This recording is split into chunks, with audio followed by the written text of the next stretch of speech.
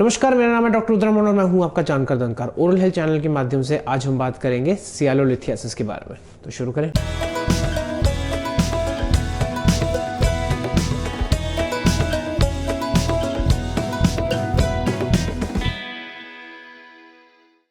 तो आज हम बात करने वाले हैं एक सलाइवरी ग्लैंड डिसऑर्डर के बारे में, यानी कि सियालोलिथियासिस के बारे में।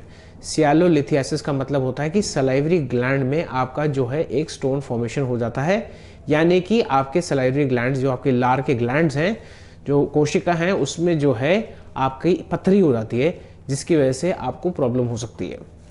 अब मैं बात करता हूं कि सियालोलिथियासिस होता कैसे। देखिए, सिंपल सा फंडा ये होता है कि अगर आपको सियालोलिथियासिस हो जाता है तो आपके ग्लैंड या उसके डक्ट में जो है आपका एक स्टोन फॉर्मेशन हो जाता है, जिसकी वजह से सलाइवरी फ्लो ऑब्स्ट्रक्ट हो जाता है और वहां पे जो है आपको सलाइवरी ग्लैंड में स्वेलिंग आती है। इसे हम कहते हैं मील टाइम सिंड्रोम, यानी कि जब भी आप खाने के बारे में सोचते हो या खाने को देखते हो या आपको खाने की स्मेल आती है, आवाज आती है, जिसकी वजह से आपके मन में जो है खाने के प्रति जो है विचार शुरू होते हैं, जिसकी वजह से साइकोसोमैटिकली आपकी जो है लार बननी शुरू होती है। इस टाइम पे स्पेशली अगर आपके सलाइवरी ग्लैंड या डक्ट में स्टोन है तो उससे जो है आपका जो है सलाइवरी फ्लो वो जो है रुक जाता है, क्योंकि वो ऑब्स्ट्रक्ट करेगा।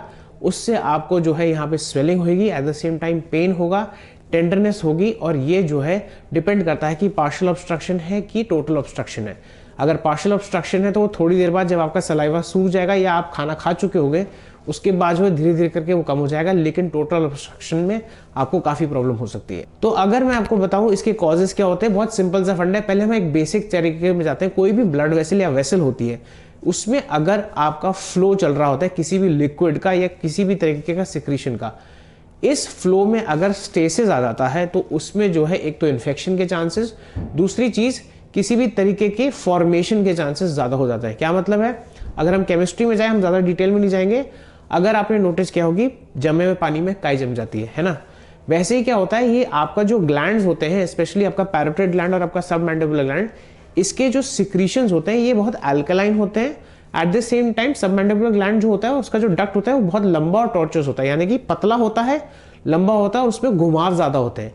जहां पे भी कहीं घुमाव ज्यादा होगा वहां पे जो है आपके लार का इकट्ठा होना, उसका फ्लो कम होने के चांसेस ज्यादा होते हैं, जिसकी वजह से एक तो उसका highly alkaline nature, mucinous nature, आपको इसकी डिटेल्स में नहीं जाना है, और इसके एक्स्ट्रा कैल्शियम कंटेंट की वजह से वहां पे जो है कैल्शियम और फॉस्फेट या कैल्शियम एंड कार्बोनेट का एक मिक्सचर बनना शुरू होता है। फ्लोरेट होने की कम की वजह से वहां से जो है हल्का हल्का जो है वहां कैल्सिफिकेशन होना शुरू हो जाता है। पथरी हर जगह इसी तरीके से बनती है कि अगर आपका फ्लोरेट कम हो जाता है या आपको वहां पे कोई इन्फेक्शन हो जाता है या वहां पे कोई फॉरेन बॉडी जैसे कि कोई हल्का फुल्का कैलकुलस या कुछ छोटा सा कुछ पीस बन जाए और उसके अराउंड जो है आपका एक तरीके का कैलकुलस फॉर्मेशन होता है। एक और चीज होती है कि अगर आपके मुंह से रेट्रोलिथियासिस जो लिथोजेनेसिस बोलते हैं बेसिकली, कि अगर आपके मुंह से कोई भी इंफेक्शन या पदार्थ जो है वो वापस डक्ट के थ्रू अंदर जाके वहां जाके एक नाइडस बने, नाइडस मतलब एक सेंटर बने जिसके अराउंड कैल्सिफिकेशन होता है, तो वहां स्टोन बनने के चांसेस होते हैं। इस स्टोन के चांसेस होते हैं कि ये स्मॉल से स्मॉल ग्रेन से साइज से लेकर 2 से 3 सेंटीमीटर डायमीटर जितना हो सकता है।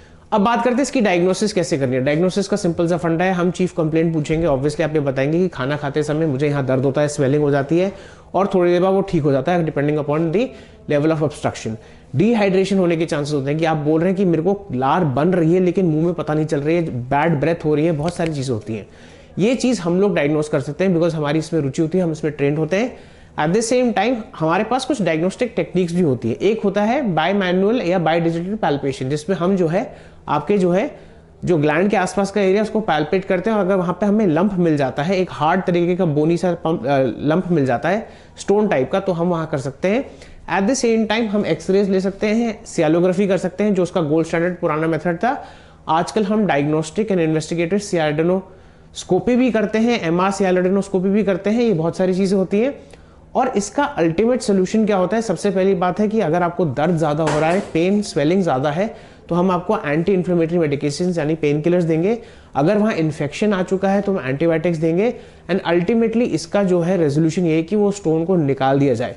अब स्टोन कैसे निकल सकता है, बहुत सारे टाइम में होता है कि स्टोन इतना बड़ा नहीं होता कि वो अपने आप ही निकल आता है, लेकिन बहुत बार ऐसा होता है कि आपका स्टोन ऐसी जगह फंसा पड़ा होता है और वो शार्प होता है जिसकी वजह से हम उसको निकाल नहीं सकते, इसलिए हमें सर्जिकली उसको निकालना पड़ता है।